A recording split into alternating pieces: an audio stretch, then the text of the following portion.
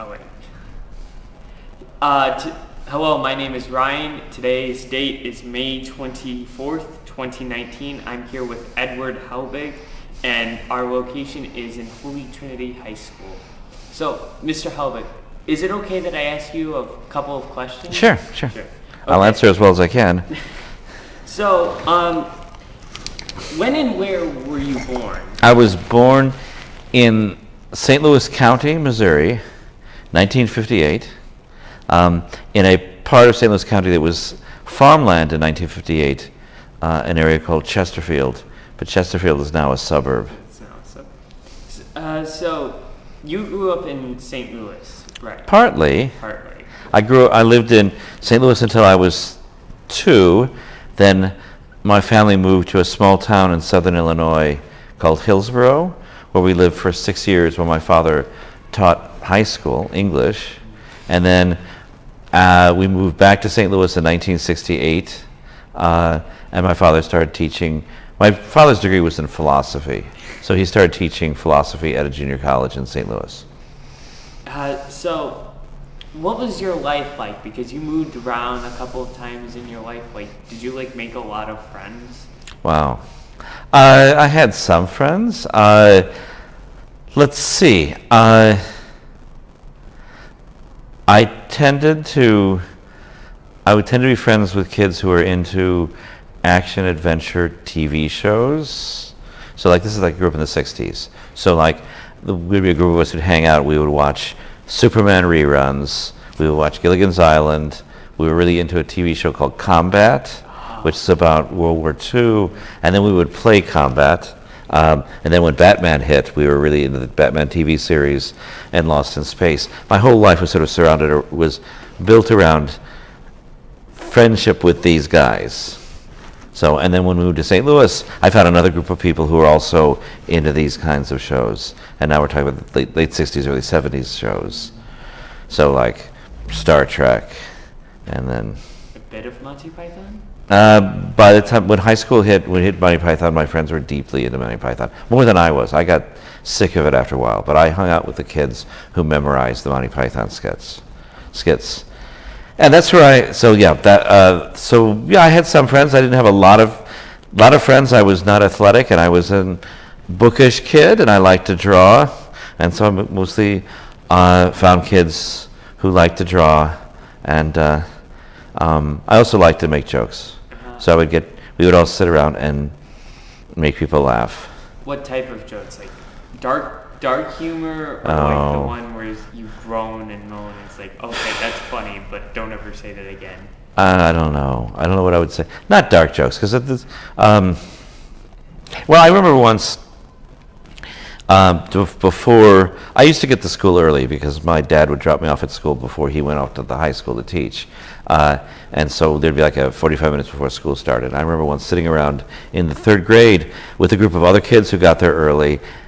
And this happened to be all girls at this point. And I was making them all scared by talking about there was going to be a tornado, because we'd heard that there was going to be a storm and might be tornadoes. And I found different ways of making them really, really scared about tornadoes. I got a piece of paper out and I drew a tornado. I talked about tornadoes. That's the kind of, and they loved it. They thought it was really very funny, but they also liked being scared because they're 3rd grade girls. Yeah. So that's the sort of thing, social, I guess, kind of comedy. Do you have any other stories from your childhood that you remember deeply? Let's see. Deeply. Let's see. I remember playing Gilligan's Island. Do you know the TV show Gilligan's Island? I always wanted to be Gilligan because that's the funny, goofy role. I liked being the goofy character. And there'd be a group of us who would play Gilligan's Island either in the recess or after school at my house. We would also, one of my friends said I was goofy, but I was a weird person because everyone knew that my dad was a teacher, and so the other teachers would go, "Oh, I saw your dad at the teachers' meeting yesterday night." And my dad was a very interesting person. He was a very charming person, and I think some of the teachers, some of the other female teachers, really kind of either respected him or had little crushes on him. So they would ask, oh, we saw your dad. You know, tell him that Mrs. Mack said hi, or Ms. Mack said hi. So I was a little bit set apart from the other kids because it's a small. We're talking about a small town. No. Okay, so because I grew up in a small town, and the small town was divided up into townies and the people who were the farm kids. And so I was definitely hung out with the kids who were the townies, not the farm kids, because the farm kids were a little rougher and they had rough hands and they had to do chores around the house, around their farms. And then among the townies, it was known that my dad was a teacher, and so that put me in another category. I also was really bookish, and I was known as the best reader in the first grade, and so I was always reading. So I was never quite, I was that nerdish kid on the side. It's elementary school. Funny stories. Trying to think other things that were really interesting. Trying to think. I guess I don't really have any other exceptionally funny stories. Oh, I did have one where I drove a teacher crazy in second grade because she had. They changed the bulletin boards much more often than I do. Every month she put a different bulletin board on. Her bulletin board was on winter, and it was a whole bunch of animals and how they react to the winter. And there was a squirrel and a bear and a raccoon, and there were some birds, and some fish. And they were showing how each of them sort of react to the winter. The birds were flying off, and the fish were getting a little lower down in the water, and then the bears were curling up. And then the slogan was, "What do the animals do in winter?" And I put my hand up and I go, "A bird's not an animal, it's a bird." And she said, "Okay, anything else?" My hand goes up. "Bears are mammals, they're not animals." And then the same with the fish. And she said, okay. So that's the kind of kid I was. A little too close, little kid too careful with the words. She also did a spelling test where every once a week we had a spelling test, a 10-word spelling test. We had to learn the words. We did a spelling test, and then she would read the words and read the sentences people wrote with the words. And when kids misspelled the words, she would mispronounce the word according to the way it was misspelled. And I remember getting really nervous and making sure that my words were always spelled right, especially because there was one kid who always spelled the words wrong, and he was reduced to tears because she kept mispronouncing. Like, he would spell smile SMILL, and then she would read, "The clown made me smill." It's not a great teaching technique. Yeah, it's not. But anyway, that's what other. Yeah.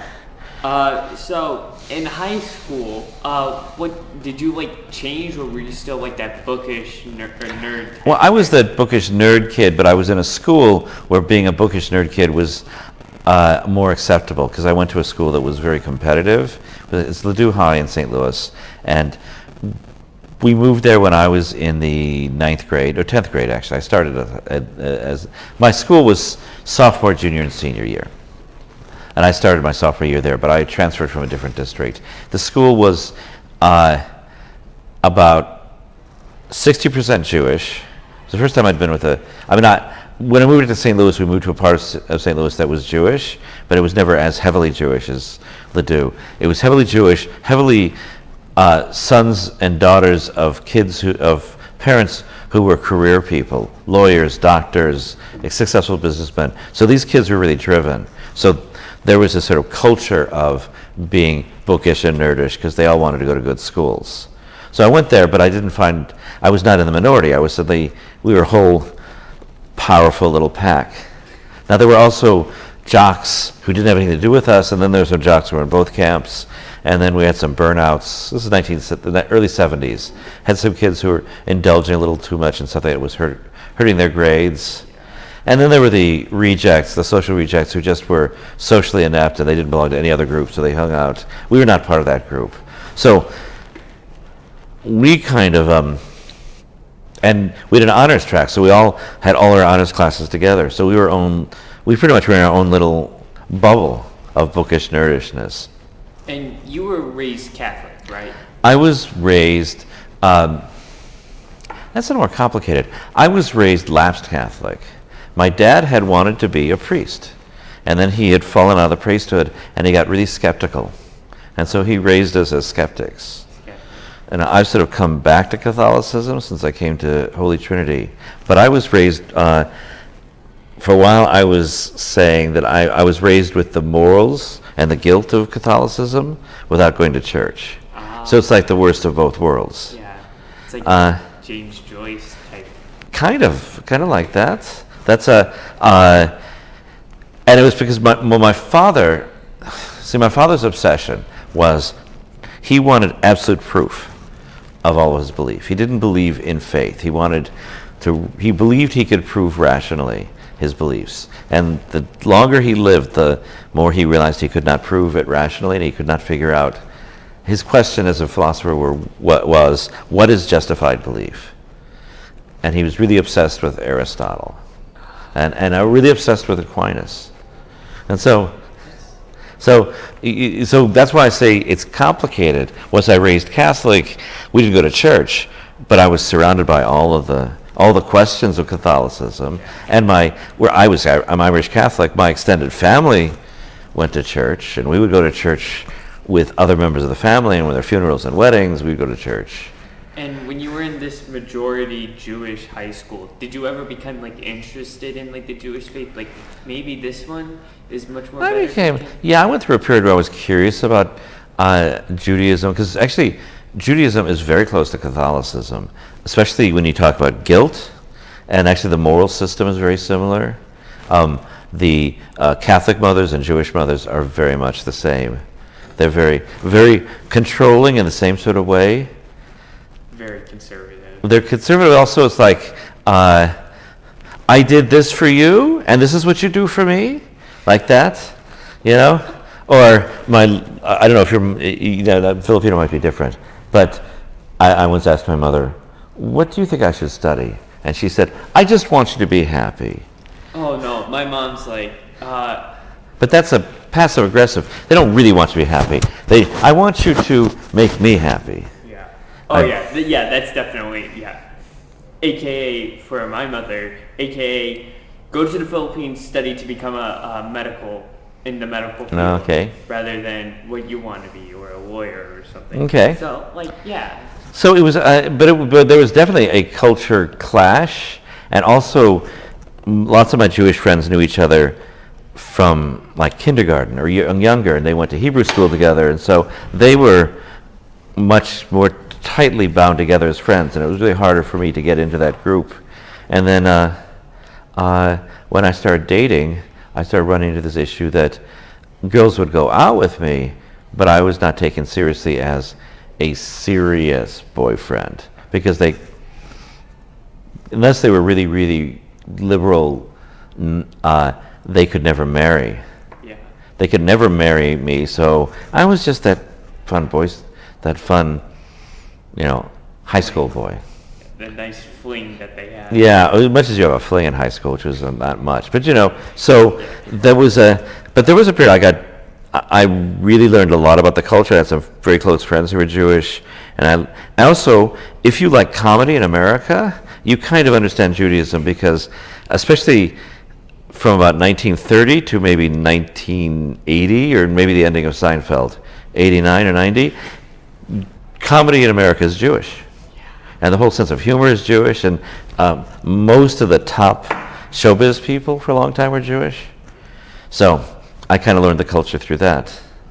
And was it during this high school period that you got into comedy and improv and that, or was that college? Okay, so I started doing improv in high school because there was a little bit of You know, you have to understand that I went to elementary school in the early 60s, and by 1970, all these hippie ideas were sort of filtering through the whole culture, and improv at the time was a kind of a hippie thing.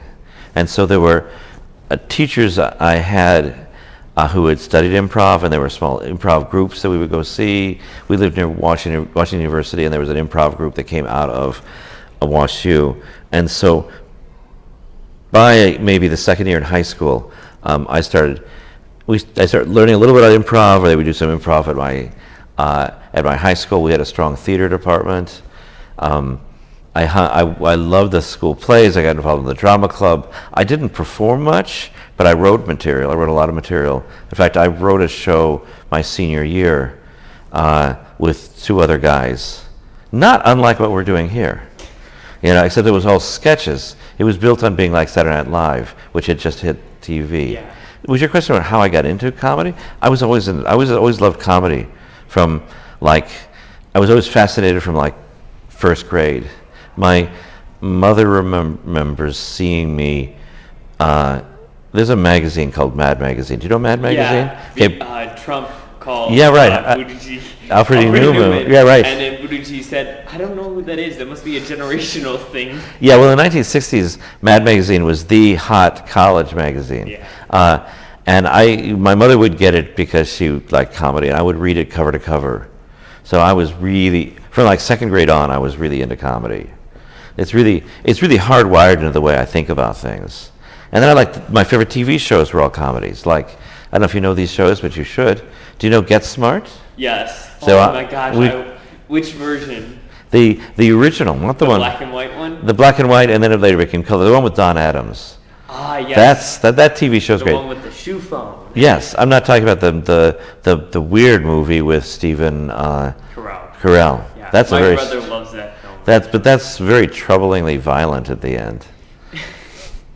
That's actually on an ironic note. That's my brother's favorite. That's my brother's favorite part of it, because he states it's like so unnecessarily violent. Yeah. It's hilarious. Oh, it's really. Yeah. Yeah. And on another thing about improv, you have stated multiple times in theater arts that you went to you did improv at Second City, which is very famous if you know about improv. Yeah. And two questions. One, how did you get into that? How did you get into Second City? And two, do you have any interesting stories? Okay, I got a lot of improv. Well, the first thing about improv was that when I graduated college, I had no idea what I wanted to do, so I started taking improv at a place called Players Workshop, which in the early 80s was the place you went to learn improv to prepare for Second City. But I dropped out. I graduated the whole program, and then I didn't do comedy for 5 years. I did other stuff. But Players Workshop is where Bill Murray learned how to do improv. And then I went back about 1985, and I studied at a place called Improv Olympic, which was starting, which still exists. Yeah. And I studied with Del Close, who was an old director from Second City, but he got fired from Second City because he fought with Del Close was just a crabby guy, and he didn't get along with people sometimes. So he got fired from Second City, and he started his own improv classes. I'll answer the first part. So then from Improv Olympic, I went to Second City, and I thought I might go into comedy, and I discovered I was not an actor. And the thing about improv is that if you're to really be good in improv, you have to be a good writer and a good actor. And I'm just a good writer. I'm not a really good actor, actually. I'm a better director than I'm an actor. So I took a few classes at Second City, and then I dropped out. And then 10 years later, I went back to Second City, and I said, I hate the fact that I didn't finish this. So then I went to their school, and I graduated from the conservatory at 40. But by that point, unless I really wanted to change my life completely around, I was too old to really push improv, although I was good at improv by that point. I got lots of really weird, funny stories. One is not funny, but sort of tragic. When I was at Improv Olympic in 1985, this kid, actually, there were a bunch, 3 or 4 performers who moved to Chicago from Milwaukee. They'd all been to Marquette together. They were all friends with, Bill Murray has a younger brother named Joel Murray. And I used to know Joel Murray. Joe Murray, you see every once in a while on TV now. I mean, he had a TV show for a little while. He's not as famous as his brother. Joe Murray came down. He had another friend, David Pasquesi, who you may not know him, but you know his voice because he made his fortune doing McDonald's commercials. So that he has a very distinctive voice, and he's the voice that says, "Did somebody say McDonald's?" Oh yeah. I know who you're talking That's about. David Pasquesi. I know way too much about ads and how they work. He makes $150,000 a year just from McDonald's. And then a third guy who came down was Chris Farley. A guy named Chris Farley. Oh. And so I was at Improv Olympic when Chris Farley first started doing improv.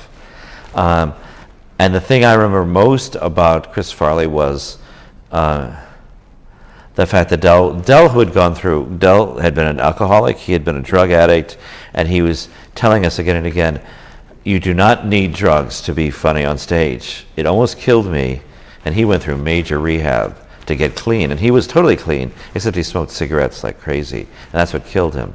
But he didn't do heroin anymore, he didn't do speed anymore, he didn't drink. There's all the stuff that Del had been involved in. He didn't even, he would even leave the room when people would get out their weed. He didn't do anything. He was totally clean. Chris Farley comes along, and Chris Farley used to have 2 or 3 beers before he went on stage. One reason why Chris Farley was as crazy out of control on stage is that he was always drunk. And I told Del, Chris is getting drunk before he goes on stage, and this isn't healthy. And Del gave me this look like, don't be a squealer. But I could, even before Chris Farley became famous, you could sort of see the writing on the wall for him. Yeah.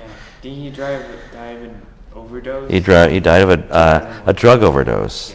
Yeah. At the end, he was doing heroin and drinking way too much. Yeah, And he was not, he got fired from Saturday Night Live because he was so erratic, because the drugs were really getting to him. But anyway, that's not the funniest story in the world. That's not funny, that's tragic. The one funny story I had was we used to go on stage, we would do what were called heralds, where you would go on stage and you'd ask for a suggestion from the audience, and then you would improvise for half an hour. And we were on stage, and we didn't know at the time, but Bill Murray, who was good friends with Del Close, would come to the sets all the time. He'd be in the back of the room. And we're on the stage, and we ask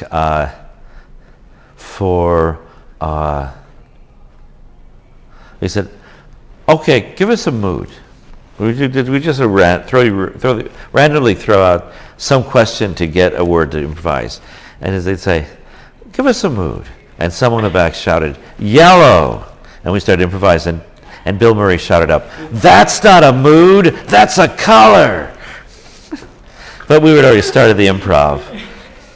So that happened like all the time, because I remember you pointed out like there was another story. It's like pick a city. Someone yelled bathroom. And Yes. Bill Murray yelled, Yeah. "Bathroom's not a Yeah. city. Yeah. He was always there. Pick a city." He was really happy. He really liked what Del was doing. He thought it was really interesting, and really liked Improv Olympics. So he was.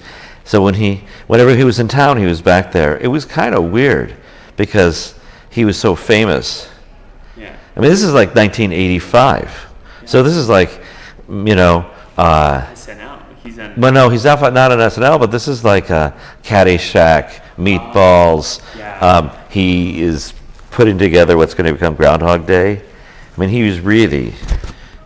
Yeah. And he hung out. Did I just unplug? He hung out at Improv Olympic instead of at Second City, because he's from Second City, but he was angry at Second City at that point.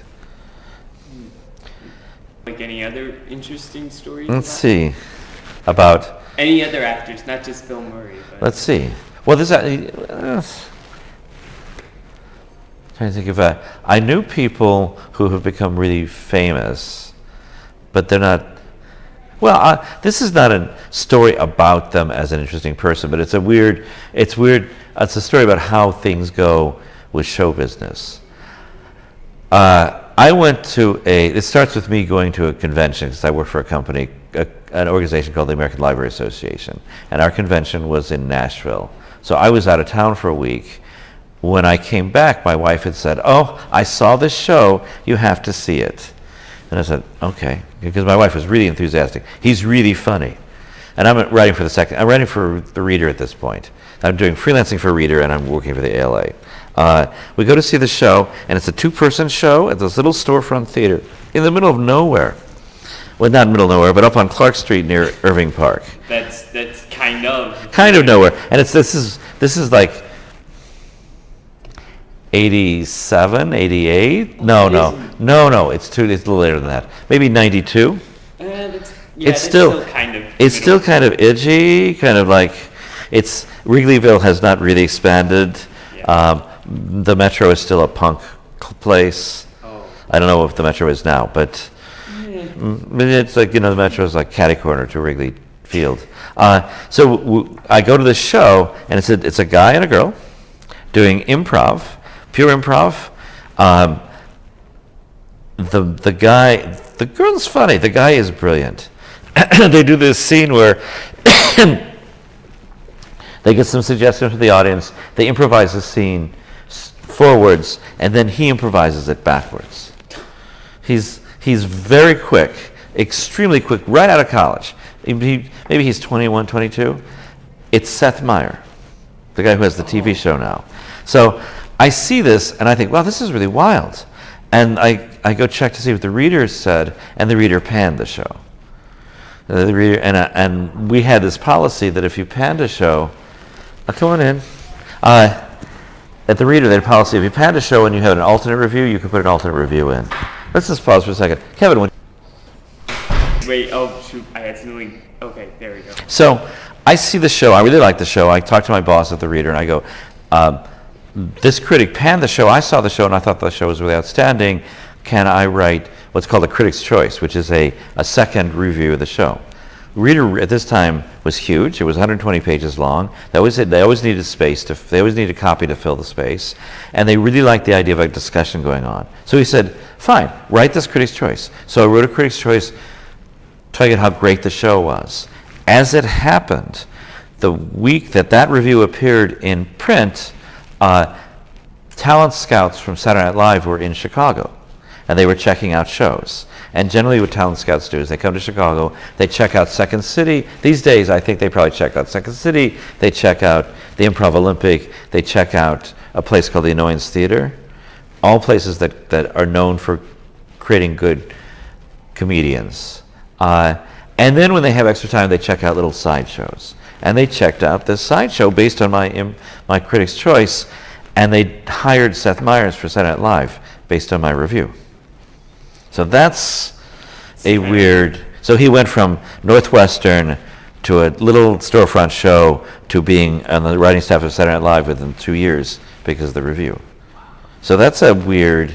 Yeah. And you did also on the Reader. You did like an investigative reporting on like a director. I forget his name. Like you even have like a Wikipedia page if I can remember it. You did it in 2001, and then ABC proceeded to do a documentary. Oh, this is a guy. I did a piece about a filmmaker who had disappeared. Right? Is that it? Yes. Alan Ross. Alan Ross. Yeah, and Could you tell a little bit about like? Well, I kind of knew Alan Ross because I was, along with hanging out the improv scene, I hung out with in the underground film scene, and I knew of Alan, and I knew Alan disappeared, and I wanted to find out if I could find him because there were rumors that he was in hiding, and there were rumors that he was murdered. And the deeper I got into it, the more I realized that he had probably been murdered, and I could not get anyone on the record to say something on the record that he had been murdered, but I got enough information that it was pretty clear in talking about his disappearance that he had been killed. And then later on, another group, a documentary film crew, used my material to investigate it to a certain point, and then the magic of having a camera there, someone showed up to talk on camera about where you could find the body. They talked the police into looking for the body, and it was there. But it was exactly where I had said, someone had said the body was.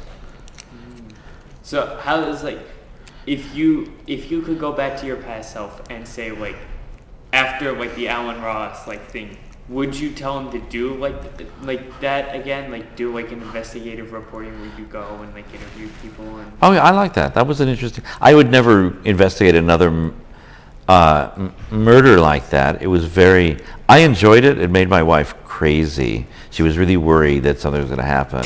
We ended up changing our phone number. I was investigating it for a very poor newspaper, so I had no travel allowance. I had no budget. It was pretty much me doing the research, and then later on I get paid when the story appeared. And so if I had to do over again, if I had to do over again, I would have gotten some travel money, and I would have gone out to Oklahoma where he was killed, and might have been able to find his body, or at least talk to more people about it, and it would have come closer to it. But, and I've got no desire to do another crime story like that. Yeah. But once was interesting. And how did you actually? I'm backtracking Right. here. How did you meet your wife? She was doing I dropped out of graduate school in 1985. I went to graduate school in English and I hated it. And so I came back to Chicago because I wanted to get involved in theater. I came back to Chicago, and one of the people I met early on when I got back in Chicago was a filmmaker, and I made friends with him hoping that we would make a film together. He had a sister who I started dating. So I started dating her, and she had a fight with her roommate. And her old roommate moved out, and her new roommate was the woman I would end up marrying, was Sherry. Sherry was the new roommate. The girl and I decided we were not getting along, and then we were not going to keep dating. I asked her, would you mind if I dated your roommate, because we were kind of getting along. Because I had some great conversations with Sherry. We dated a little bit. The friend freaked out. Her brother, who was the filmmaker, moved out of Chicago. I didn't even do any films with him at all. And Sherry and this former friend of mine started fighting, and Sherry moved out. But we kept on dating. But it really didn't get serious until Sherry did a guidebook on Chicago, and she needed someone to help rewrite chapters. So I started hanging out with her a lot, rewriting chapters. And I'm really good at rewriting fast. So I really knocked the book into shape. And she was impressed, and so my marriage is based on my ability to write. I love writing. Writing is really the thing I do, the thing I love most. Writing is what connects theater for me and teaching. And, my summer, I already had writing projects. And as you know, the fall play is sort of pushing into the summer. We'll be writing this fall play. Do I have it here? I write journals all the time. I fill about 8 of these a school year, plus I have some journals at home. I'm constantly writing. So, and then, So not only does this interview, which is going online, has your counted story, but all of your journals have your counted story. Yeah, so this morning I was mostly writing about my sinus headache, but I was writing a little bit about this show that I want to have a reading of that's not the fall play, and I've been thinking a lot about the fall play and writing notes about it. And I wrote a little bit about the brainstorming you and I were doing. Actually, it was very strange. Yesterday, you and I were brainstorming on the spring show, and Elena was brainstorming on the spring show. And there was this attempt to sort of either make the two projects into one project, or for one to overcome the other one.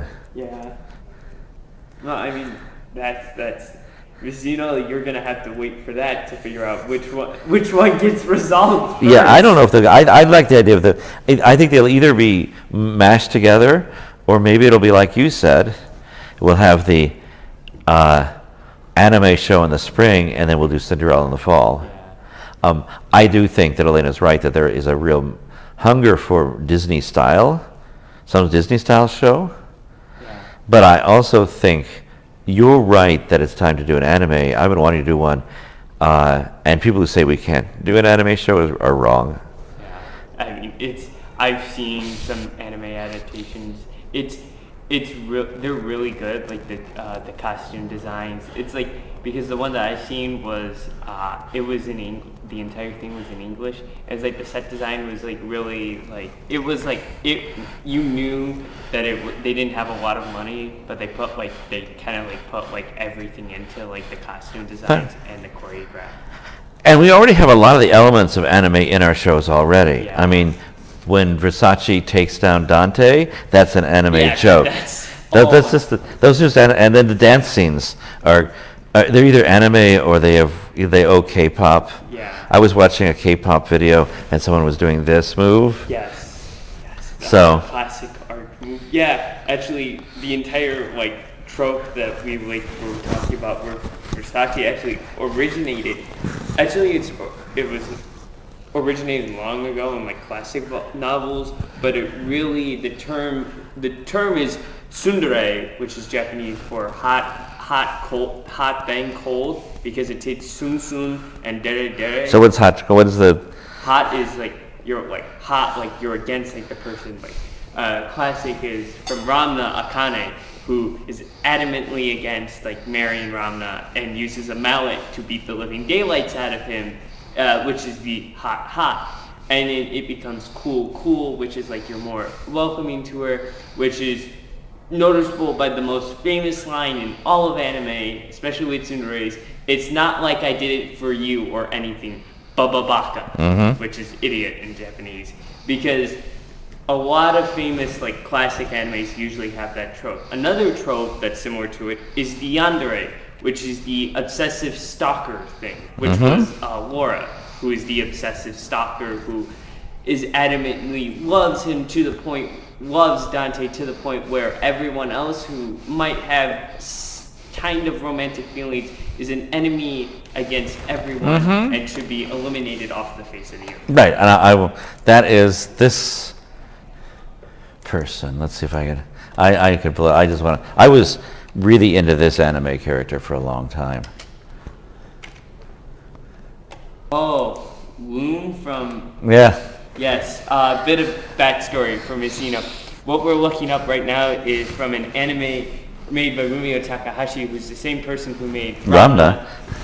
This is, the Japanese version is Yursi Yatsuai. The obnoxious aliens. Those obnoxious aliens. And the person is Loom. Actually, she's the daughter, but there's a whole family that goes with her. Yeah, there's a whole family. And the story goes is that this guy who's who is perverted to the point where it becomes hilarious. And he's also engaged. He's also engaged. And to a very jealous woman. Yeah. The woman says, if you beat these aliens, I will marry you. And when he wins, he laments of how he's going, yes, I'm going to get married. And then Loom thinks that she's the one this is a proposal attempt and is absolutely excited for it. Actually, another person that was yandere, if I can remember her name. And not only does she think that they're engaged, she thinks he's actually married her. She misunderstands the social cue and thinks that they are officially married because she refers to him as her husband. Oh yeah. Which drives the fiance crazy. But she's the obsessive stalker in this. Yep. Let me find. Is Gatsby also then? Yeah, another character who is also similar to it is from a show that I've seen, that I've loved, that is also from the 80s, and it is from the show Diamond is Unbreakable, which is, her name is Yukako Yamageshi, and she basically, one of the characters is a midget named Koichi, and so she is like, she absolutely loves like people who have the potential to be perfect, right? So one of the scenes, like they made the anime just recently, one of the more famous scenes is she's having a dinner with her, and she basically notices on his report, she basically steals his report card, and basically says, your English sucks. Now I'm going to force you to learn English or you're going to eat some horrible foods. And one of the things that he forces him to eat is asparagus wrapped in notebook paper. Oh. Forces it in his mouth. And basically Koichi's like, I'm done with this. And they have an entire arc where they fight. And so she's like, it's also another classic trope of the yandere character. Actually, many people believe as Loom is the origin of the tsundere. Yukako is actually the origin of the yandere, in which the violent type that's overtly obsessed with the person. So, those are two anime terms that I have taught you, that you know, and that So, yeah. So well, I'm going back to what your original question is about comedy of funny stories. I've seen people, I knew people who have become famous back before they were famous, and their weird habits. Do you know who Amy Sedaris is? She's an actress out of New York. I knew. You might have to name something that's... Okay, well, first of all, her brother is David Sedaris, who's actually more famous. He's a writer. Oh yeah, I know who. I know who David Sedaris is because I've. You should read him. He's very funny. Yes, yeah, I know. Messino is actually brought us up. I knew Amy and David before they were famous. Amy Sedaris write BoJack Horseman? I'm not sure. Because I've watched. Yeah. Yes, exactly. Okay, then I know She's who you're talking about. known for voicing the character Princess Caroline on BoJack Horseman. Oh yes, Princess Caroline. Oh. So she's crazy, Yeah. but before Second City, she was in Chicago as an actress, and I got to know her. She would get stuck in characters. So I knew someone who went shopping with her, and the whole time on the shopping trip, Amy was not playing a character, she was stuck in one of the characters she would be playing later on stage. Amy is very obsessive. The other thing that Amy does, or used to do, and I don't know if she still does it, is that she had a rocking chair backstage in Second City, and she would have to rock exactly 80 times before she went on stage. That sounds like OCD. It is very OCD. Well, I want to... Our interview is going to 42, I'm sorry. 42 minutes. So I want to thank you. Oh, sure. Thank you for dropping by. Taking time for this interview, and I want to thank you for sharing your story with me. Okay. And I want to hope that you find some way to marry anime with Cinderella. Yes.